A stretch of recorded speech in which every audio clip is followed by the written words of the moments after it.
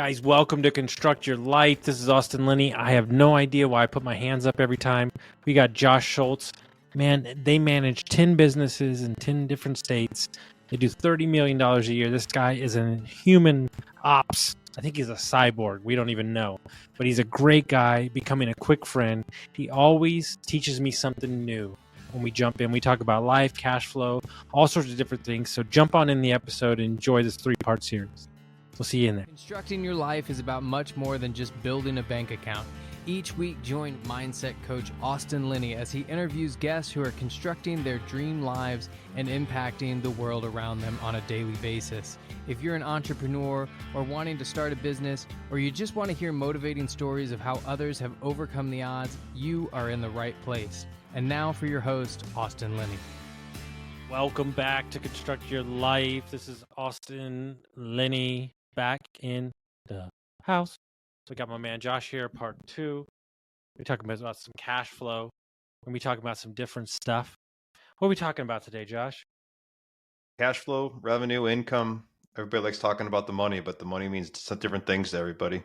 Well, that's the problem, sir, is that nobody actually knows what the hell it means. Yeah. So why don't you break down, you're kind of, you don't have to go into deep detail, but just so everybody gets an understanding of the different vehicles. This has been a big thing for us over the last year, giving our plant managers financial literacy. And we've created a very simple framework for this. I gave kind of a test of it, a test intro of it to the Tensi group, and I think it really took. I got a lot of good feedback. But basically, your job as anybody in the company is to help us make cash flow, free cash flow. We want to see that number positive. We want to see it growing. And that's it. All the rest of it is around that. So if you boil all ops down, it's to create cash flow. And you talk to business owners and you're like, I want to make an impact in the community and I want to have freedom and I want to, that's all great. You can't do it without cash. So I say cash flow is the bottleneck between operations and aspirations. It's in the middle. Aspiration, yeah, that's why you're doing it. I get it, but you need the cash flow. I can't help your aspiration. I can't help your community involvement or your change in the world. What I can do is help you make more cash so that you can go do whatever it is that's on your mind. And we've talked personally, right? Like I was texting you. Obviously, I have my own aspirations that I'm doing this for, and I'm trying to figure that out. But no matter what, it's cash flow. It's going to make that happen. And so, that being said, if I'm looking at cash flow, I want my PMs looking at cash flow. PMs or plant managers, general managers, any kind of manager loves looking at revenue. It's easy. It's on the top. You just tally up your sales orders and you're done. You don't need all that work to get to net income. Some of them are smart enough and they look at net income, but there's a lot of accruals. They don't understand, hey, when something is booked on the material side, we might have bought that 2 months ago and you're just booking it now because of the matching principle. And so we're really trying to get them to understand cash flow. And here's our simple framework for that. I'm going to boil this really down. This is a version of what's called the DuPont model. I didn't make this up. I learned it. I modified it. We use it extensively. It is, you have 3 missions as a plant manager that help you make cash. So you want to know what levers to pull? Let me bucket them for you. 1, you need to make revenue from your assets. I'm giving you a plant. I'm giving you people. I'm giving you equipment. Those are basically your short, medium, and long-term levers. You want short-term plays, add and take away labor, and just make sure that you're getting more revenue per new resource. You want medium-term plays, invest in equipment. That's the medium term. You want long-term way to expand revenue or contract it, buy and sell real estate, add or get rid of square footage. So you've got time frame, you've got resources. There's your 3 key ones. And again, to port this over in construction, it might be vans, right? It might be vans, people, like there's different levers, but those are our 3. Figure that out, you get revenue, and you got different ways to play with that. I have a whole framework of like 17 levers you can pull to get more revenue from the same resources. That's number 1. Number 2, once you have that revenue, you turn it into profit. This is basically spend wisely. Make sure every dollar is contributing to something that's delivering value for the customer. This is the classic Tom Murphy stuff where you don't overspend on headquarters and pool tables and all that stuff because it's not helping the customer get the product. It's helping you feel a status symbol. If you want to go that route, that's fine, but you're not maximizing cash flow. Just realize that. The next step is to turn those profits into cash. And you got 3 basic levers here. You got AP, AR, and inventory. Plant managers can control, in our case, inventory, keep it as low as possible. You extend your AP and you pull in your AR.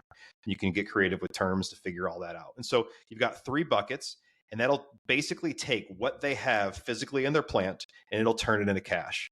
And so that's what we help them work through. Is your job as a plant manager is to pull these levers every day. More revenue from assets, more profits from revenue, and more cash from profits. And here's the things you're looking for. So anything that reduces inventory, anything that reduces cost for the same level of revenue, and anything that helps you get more revenue out of the current assets you have is going to maximize cash.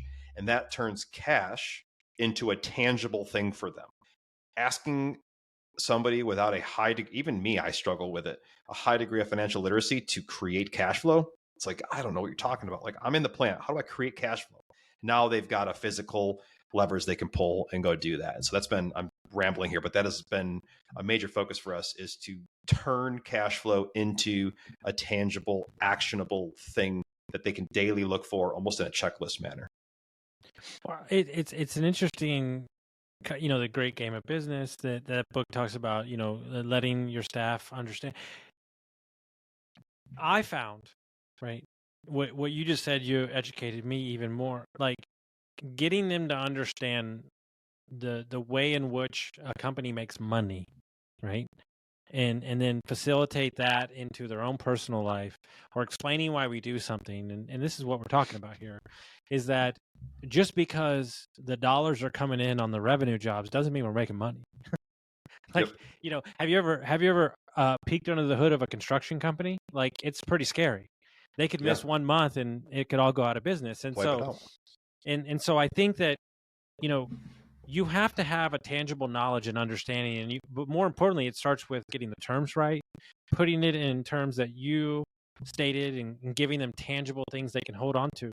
Look, if you're a plant manager, let's just use for instance, if your plant manager doesn't see an avenue for growth for him, or he's not a person that wants to grow, and you're trying to load this onto his plate, he's going to tell you, I'm good, man. I'm just happy doing what I'm doing. So do you find that you have to get those right people in those seats also to kind of want to expand their knowledge, or do you feel like you're forcing some of it on them, or you've got the right people in the right seats?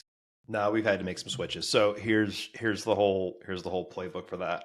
One, we got a culture index that we use that we're pretty dialed in. We know if you're not a higher A, not high, super high A, but if you're not high A, you're not driven enough to want to win for this whole thing to even work. There's a couple other tweaks that we have on that. And for those that don't know, in culture index, A is your competitiveness, your desire to win, your drive tends to also be data-driven individuals. Like, if that's not you, none of this is going to work, because you're just not tuned that way. That's fine. There's other areas you're going to crush it. It just isn't going to be in the macro plant manager level. So getting the right person there. 2, we also like somebody that's either military or we love what we call mid-corporate. You've had enough years to get frustrated by how they do things, but you've learned like what it is to be accountable, to have deadlines, to, the same thing college teaches you. College isn't so much about the knowledge. It's about working with teams, having deadlines, managing your schedule. You can tell somebody that went to college versus somebody that didn't, just because there's just some soft, intangible things. And again, people that don't go to college crush it, but they crush it because they don't have the guidelines, which is really good for an entrepreneur, but not so good, again, for a manager. A manager is this middle ground area. So, and then third, you need somebody that's going to grab a hold of this. And so what we do is we try to show them this, and we do tie it to the output of that to them. So we say, here's the cash flow. You're literally going to get paid a piece of this. Here's how you do it. You working on machines is not helping you get revenue from your resources. You're going to do better paying somebody to do that, et cetera. And we have all these levers. One of the levers we have is called thinking in ratios. And we show them how, that sales to asset level can be changed by either sales going up faster than assets, sales going down slower than assets. Like, we have this whole thing about how to think about that. And then, we line it up. And to your point, training is a huge part, not just for the PMs, but we tell them, if you don't grab a hold of this as a system that works and push it down to your team, like, you should be doing what we call micro trainings to your team members. You should be doing quick, again, a PM can handle 30 minutes to 60 minutes at a time. An operator level at the plant can handle 5 to 10 minutes. That's fine. We're going to show you one little thing. We're going to put up the P&L. We're going to show you that here's revenue. And every time a part gets returned, it's going to lower that profitability number by that same amount. So if you get 30,000 parts returned, then you're going to have 30,000 less, which means everybody's bonus is going to be 30K less from the pool. So like this directly affects everybody here.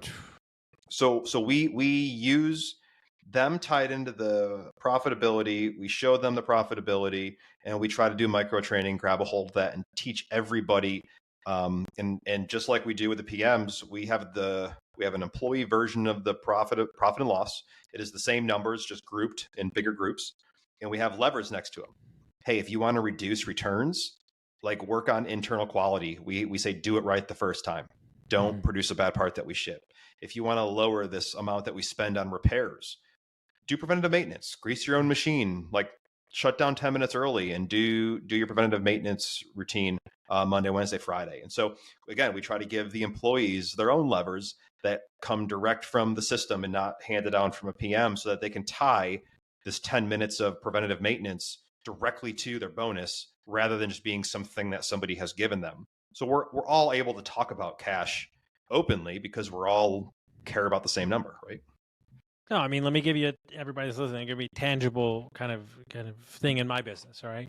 What I don't want is a callback to fix something that my install team already did. It screws up so many things because my install guys are my most expensive guys, right?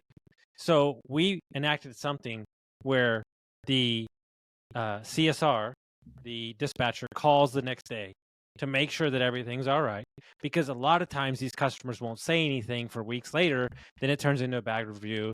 Then it's jammed back, weeks. That one little thing, just to check on that, I'd rather pay the CSR what I pay them than pay my team that's my most expensive team. But more importantly, if they got to go back, then it jams back our schedule back weeks or two. It's these, man, I'm telling you, man, the callbacks and these and teaching the team, like we put in cash flow bonus programs between every aspect of the business, and the guys go, well, yeah, but why are we not getting our bonuses? We're falling in the margins. I said, yeah, but you're not taking the pictures. You're not. How hard is it to take the damn pictures so they could be in Service Titan?